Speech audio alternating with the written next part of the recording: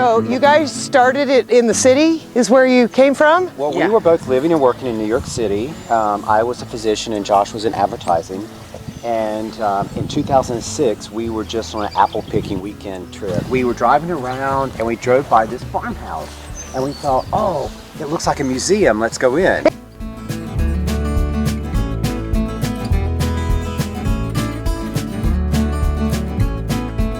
With it and cashed in everything and bought it. And so that was 2006, and the economy was great, and everything was wonderful. And then 2008, we both lost our jobs in the recession. Within 30 days of each other, we had no paycheck. You know, life gives you lemons, you make lemonade. Life gives you goats. Goats, you make cheese. You make cheese, soap, caramel, fudge, anything you can make with goat milk. Yeah. You can make fudge with goat milk? Oh, it's amazing. Yeah.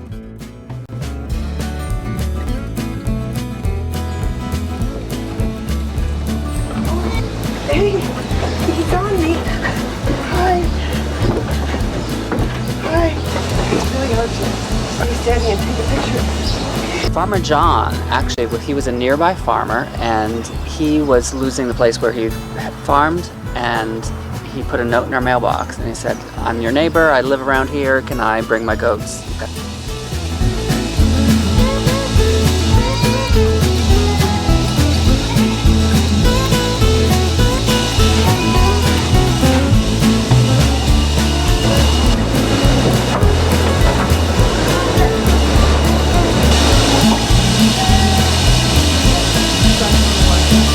This is our first goat milking operation. It's usually cows.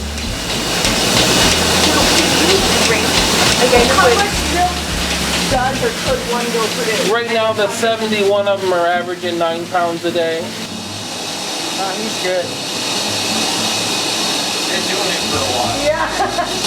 I'll let you carry one of these. Okay. It's about 30 pounds. Okay, so both hands. The one cheese that's made for the boys, the Ghost, the Free Village cheese also makes that same recipe, and they call it Cascadita. And then they won a gold medal for that cheese at the New York State Fair last year. Wow. What's all the fuss about over here? Huh? So how old is he?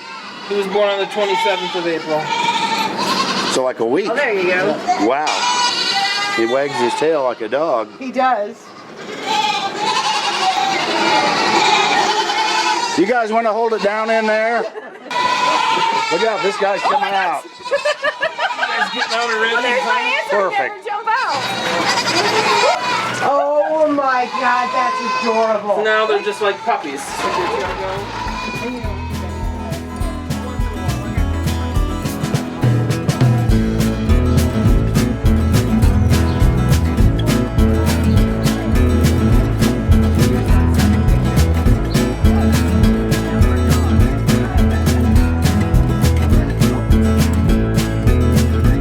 If you ask any other person who's ever won the Amazing Race, what are you going to do with $1 million?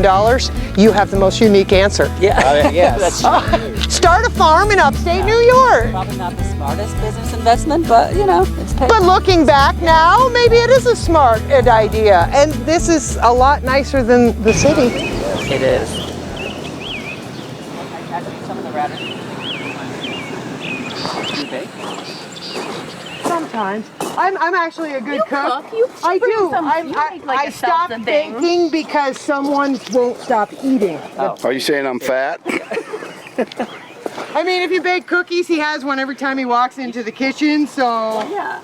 Well, you have to, otherwise they go straight. What would be the purpose? He knows.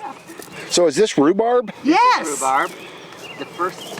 Always the first thing in the garden.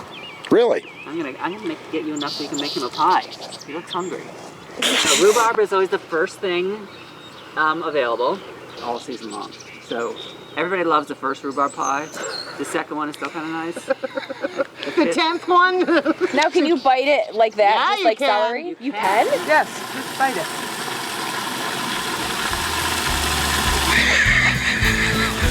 Oh, it's getting on my nose. Ah! And the weaver said, I want you to meet the blacksmith said, I want you to meet the potter said, I want you to meet the jam maker. So like one by one, we created Beekman 1802 from all the different artisans around here. So rather than have all these artisans have to go out to farmers markets and things like that, we're like, we'll create the business, you create the product. We work with over 300 different artisans around upstate New York. We wanted to create an event where all the artisans and all the farmers could show off what they were doing, and that's how the festivals got started. Our first festival was the Harvest Festival, and then that became so big we started doing the Spring Festival, the Garden Party Festival, which is coming up on Memorial Day weekend. And it's really about a small community trying to lift itself up and everybody having And supporting what they do instead of going to the big national. Exactly. I'd rather eat what you've grown in the garden because I know where it came from. That's right. Yeah, because we came from the city, nobody thought that we were going to make it. So City boys. they never bothered to learn our name, so they just called us the Boys of the Beekman. So that's how I got it. Beekman Boys. They don't call you that anymore, do they? Yeah. Beekman Seriously? Boys, yeah. But now it's endearing.